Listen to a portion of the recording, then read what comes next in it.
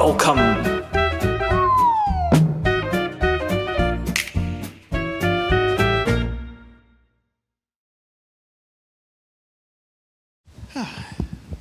Hello, everybody. My name is Ahmed, also from South Africa, so representing. Woo! But I wasn't born in South Africa. I was born in Sudan. And Sudan is a Middle Eastern country in the northeastern part of Africa. And what I'm going to tell you today is actually an experience that I've had from there. Okay? Now, before I start this talk, there are a few things that I would like to say. Firstly, this is my 7th Amaze, and I have never been to Berlin before. I've been to every Amaze in South Africa. So before coming here, I know it as Amaze and Amaze Berlin. And it turns out that this is actually a pretty popular one, so good on you guys for being here. And the second thing is, it's actually fairly easy to start ranting when you come up and give a talk. I don't have any slides. So before I start, I like to give a TLDR ahead of time. So the one thing I want you to come out of this talk, right, and everything I say is like geared towards this, is that communication is one of the hardest skills to master and is technically, in my opinion, much more difficult than anything else that actually goes into making a game, be it programming, or art, or your writing, or whatever it is. If you're bad at communicating, you're going to have trouble with a lot of other things. Got that out the way? Let's start. I'm going to talk about this story. So I know the title of the talk was like something about pitching or something like that. I've never actually pitched a game to a publisher or anything before. Do you have any publishers here? No? Excellent. They'll never know. So instead, I'm going to talk about pitching with the one thing that I do have experience in, okay? Just stay with me here. We're going to pitch a career in games to Middle Eastern parents, all right? Here we go. So I'm gonna scroll back in time a bit. Let's go all the way back to when I was in school, and it was somewhere in the 1900s, I don't know. And I just finished high school. The results had come out, right? And I did pretty well. And then I'm chilling in my room, like, oh yeah, now that I'm done with school, I get to go I'm gonna make video games full time. This is my dream, it's gonna be awesome. And then like from the distance, from far away, you can just hear like, yeah, Ahmed! And I look up, it's like, hello? Oh, it's my mother. Ahmed, come here. This is all in Arabic, by the way, I'm just translating for you. And you walk in, and then you open up the door, right? And then you walk up to her, and it's like, yes, Mazer? And she's like, Ahmed? I was like, yes. Close the door behind you. And that's like when you know it's going to go downhill from there. So I close the door. And it's Ahmed, now that you have, my mom's really short, so I'm going to try and do it from her perspective. Like, Ahmed, now that you have finished high school, what are you going to study in the university? I'll be like, oh, you know, Mama, I wanna make video games. She's like, no, that's not the choices that you have. But perhaps I should rephrase. And my father is also sitting there, but he's a really quiet dude. So he's like, what we mean is, do you want to go engineering or doctor? Full stop, that was it. I was like, what? I was like, I don't know. Can I choose option C? And she's like, oh, what is option C? I don't want to go to university. I just want to make video games. And she was like, that's not going to work. So I'm like, we have ourselves a dilemma here. I need to convince these folks that this is a good idea. You should let me do it. So I start pulling out all my tricks in the book. Like, hey, did you know that game developers can make money? And they're like, we don't use the internet, but even we know that's a lie. So that one didn't really pan out. So I couldn't really use the financial argument, but I'd be like, but it also makes me happy. And then they were like, but listen, do you know what really makes people happy? And that's grandchildren, which we don't have right now. And you can't have those either without money. So I couldn't make any of those ones. And I really, really struggled with this. It was actually a genuinely frustrating time for me. I spent that entire summer holiday trying to convince them that I really don't want to go and do these traditional jobs that they wanted me to do. But they weren't budging. There was nothing I could do, nothing I could say to them, no way I could phrase it, nothing I could show them that would actually make this work. So eventually I just had to cave in, like, okay, I'm going to engineering school, that's it, I'm doing it.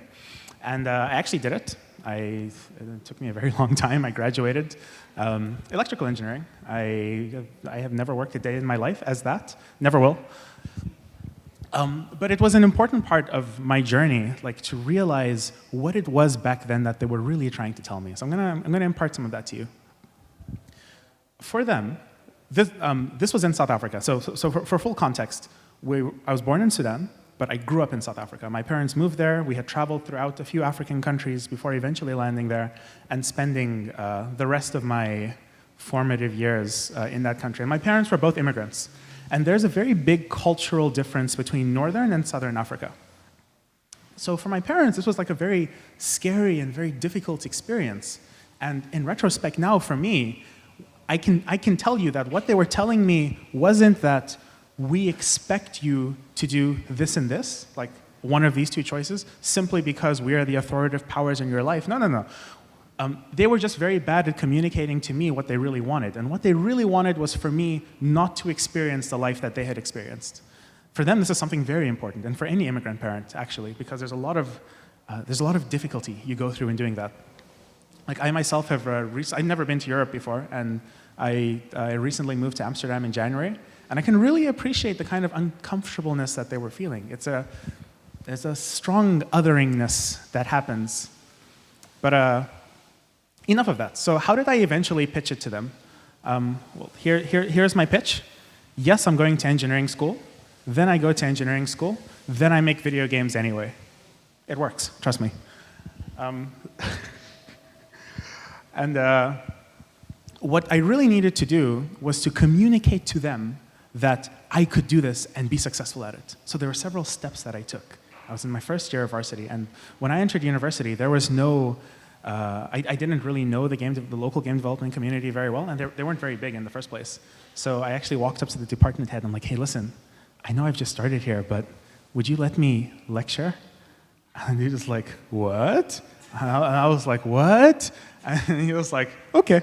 And it actually happened. I lectured a short course over weekends. It was the worst course in recorded history. Everyone entered and came out knowing less than they knew when they came in. It was very, very bad. But then I came home to my parents like, hey guys, guess what I have been doing for the last month? I taught people how to make video games, and I got paid for it. And they're like, well, how much did you get paid for it? And I didn't get paid a lot. This is a recurring theme in video games. I'm sorry, guys.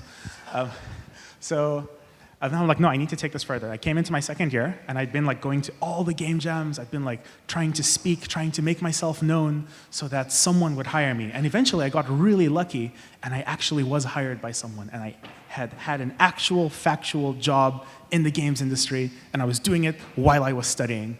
And that was a terrible idea. It worked out very badly because I think, you know, you're crunching in university for exams, and then you're crunching at your job for games. Like all this double crunch, like double crunch only works at KFC. Like anywhere else is a terrible, terrible, terrible idea.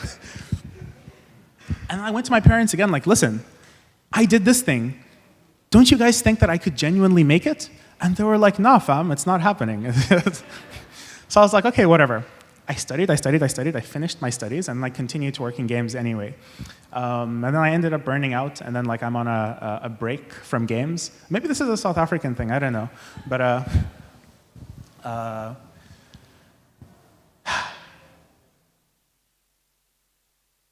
what did I learn from all of this? How could I have done it better? Like if I could time travel backwards with the knowledge I have now to that day, you know, when my mother was busy speaking to me and I was trying to explain to her that this is a good idea to let me do, is there anything I could have said or done to communicate this better? The answer is no. So the whole concept of like communicating effectively is not that with good enough communication you can get people to do anything it is that you want. That's not how it works. In fact, the whole concept to me of like your life belongs to you, like your life is only in your hands, is like a borderline delusional concept. It doesn't exist. You are not in control of your own life. You are in control of your life in the space that it exists. Your life is a function of everything that has happened to you up until that time, and you cannot change the arguments to that function retrospectively. So there was nothing I could have said or done to let my parents, just let me not go to university and work in video games. And I'm very happy for it. Like, my university education has gotten me very far. I mean, like, hell, I work in Europe, and it's like I get to go to things like these, which is an opportunity that I might not have gotten otherwise. So here's what I'm going to do. This is my little exercise today. I don't know, like, how long have I been talking? Has anyone been keeping time? 15 minutes left? Oh, okay. Hectic. So I'm going to give you guys a one-line pitch for my entire career to my Middle Eastern parents.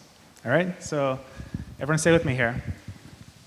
Dear mother and father, I would like to work in a career in games because it makes me very happy, and I can make a living out of it.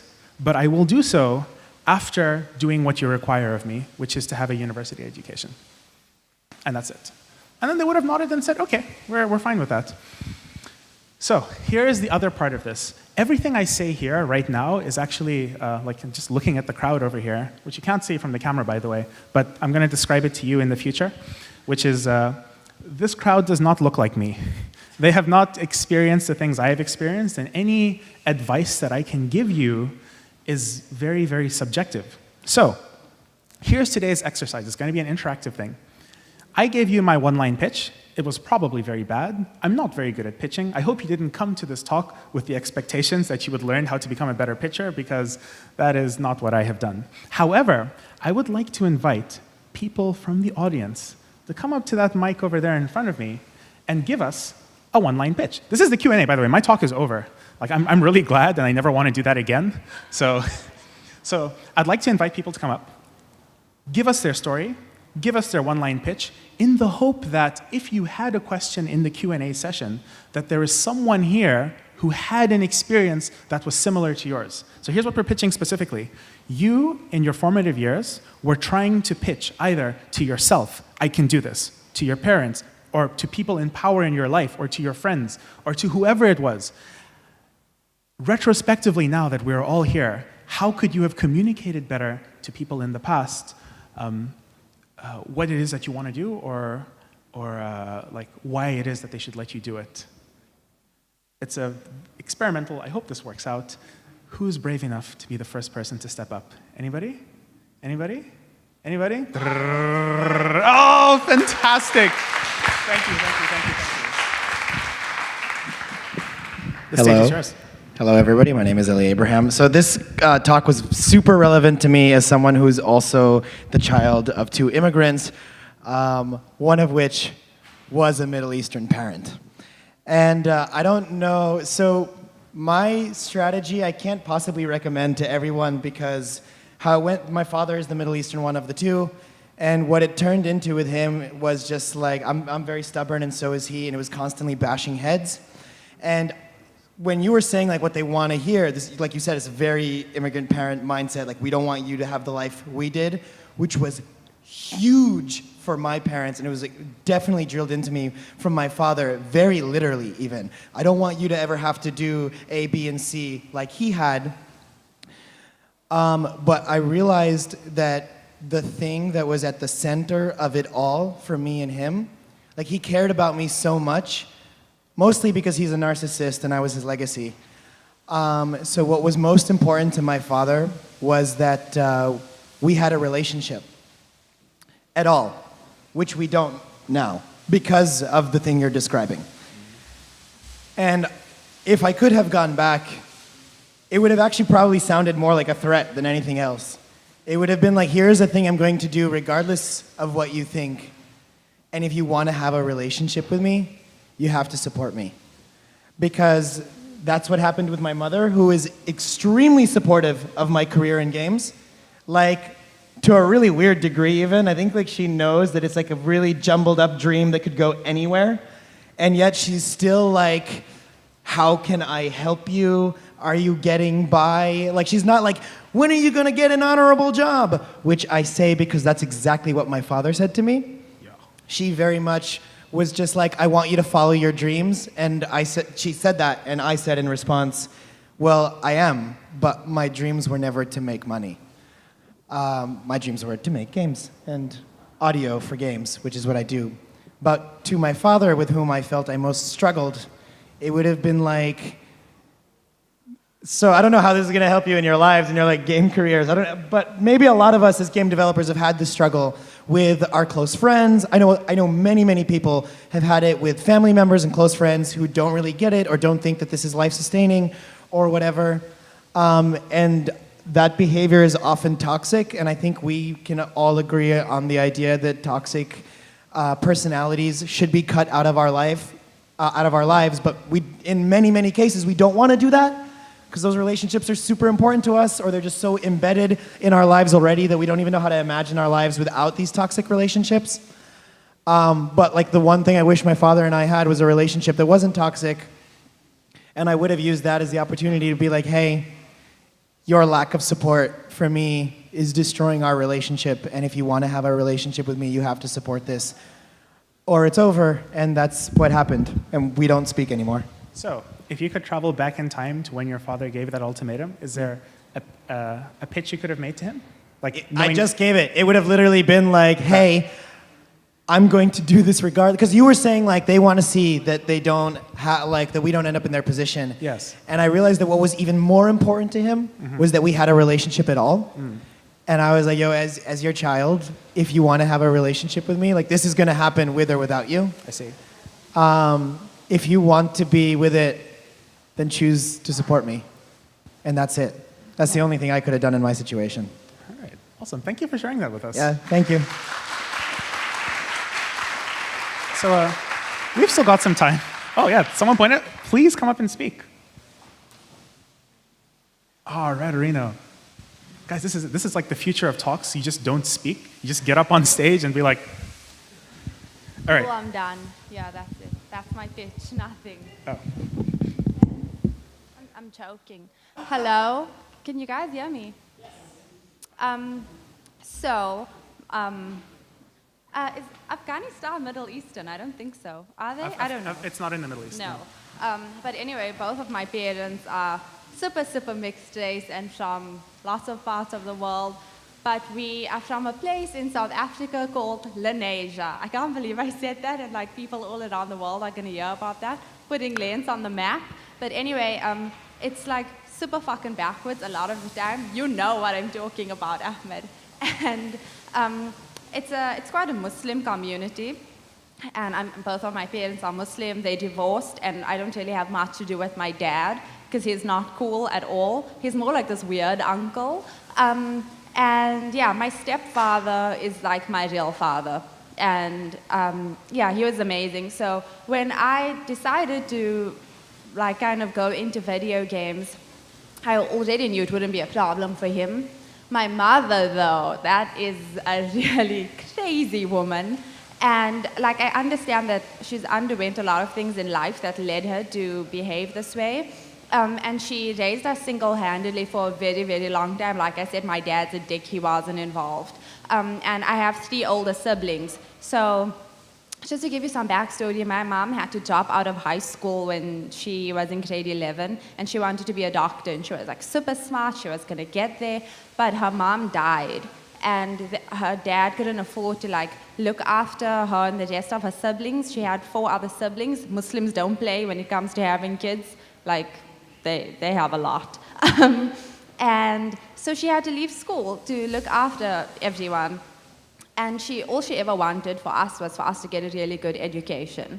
And of course, video games was not at the forefront of her mind at all. So when I got to matric, she thought that I should go into like accounting. And I said, what? I didn't even do accounting in high school. There's no way I'm gonna do accounting. Like, shit, no. And then she was like, no, you have to do accounting, you have to do this. And I said, I'm not gonna do it. And she said this thing to me that she meant as a slur, right? And I think like it's very problematic, and I don't mean to like criminalize sex work at all, but she said, if you don't become an accountant, then you can go into prostitution. I don't give a fuck. And that was really, really difficult for me to hear. I cried about it a lot, and then I laughed uncontrollably because, of course, that would happen, you know. And I couldn't believe that she said that. So, yeah, just to clarify, I don't think prostitution is a disgusting profession. I'm just saying that's what my mom said. And then I still applied to, the university that we went to study video games without my mother's blessing, because I thought, like, this is my life, and I literally cannot study accounting. That will not be good for me. I didn't even want to go to university. I didn't care about games. I just thought it seemed like a nice place to tell stories in. And it combined, like, science. I thought, like, programming, stuff like that, and I really love science, and I like telling stories. So I thought this seems like a nice amalgamation. And then what I realized is that my mom had the same problem that your parents had, of just wanting you to have a career that was safe, and guarantee that you would have money, because we grew up really poor. Like, only when I got older, I realized that sometimes my mom wouldn't eat and just say she wasn't hungry so we could eat, and she didn't want that at all. So it was really difficult. I mean, we still aren't rich. But then what happened later on was that I said to her, look, I applied, and like, I wish you would support me, because I don't want you to be unhappy with the decisions that I make. I was 18 at the time, and I felt like it was at an age where I had to start taking responsibility for myself so I could grow up into, like, a free-thinking, independent adult. And I spoke to her about it, and she's generally a super unreasonable person. But for some reason, she listened to me, and she said, well, I think that you are smart, so whatever you do, I'm going to kind of give you the benefit of the doubt and think that you thought about your decisions. And I don't support this in the sense of, like, I think it's going to be a viable career option, but I don't want you to turn around one day and say, you forced me into this. So I was lucky. I don't know what happened. Maybe it was all that praying that made her pay attention to what I was actually saying. And for the first, like, 2 or 3 years of my university life, she never asked me about it at all. She didn't ask me a thing about games. It was only when I, last year when I won the Amaze Award at Amaze Joburg, that she was like, oh, so you're making games? Which wasn't nice, because I felt like you're only paying attention to me now because of this. But anyway, I think that my advice is just to try and understand where your parents are coming from. And like, I'm super close to my mom, so I didn't want to hurt her feelings at all, but I also didn't want to hurt myself and, like, give up on something. So that's what I did. All right. Thank you so much for sharing with us. So, we're out of time? All right, so this talk has managed to stretch to the actual allotted time, and I am amazed we made it. I thought it was just going to be 5 minutes, and, like, no one was going to come up and talk, and that'll be it. So thank you, everyone, so much for coming through. I don't know if our stories can really relate so much, but I hope that this just gives you something to think about. And it's not only really, like, communicating, like, your career to your parents. I was very focused on that, and I think, like, I set the precedence by talking about that. But it can mean so many other things. Like, working as a programmer, I would often, like, fight very hard with artists on teams that I was on, simply because they couldn't tell, or I couldn't tell them that, like, I couldn't communicate to them that they should not explore this road because it will eventually become technically infeasible. I phrased it in something like, you can try, maybe we can make it work, and that was a mistake. The TLDR is, communication is important. I hope we can all communicate better. And I would like to communicate with everyone today by saying thank you for coming.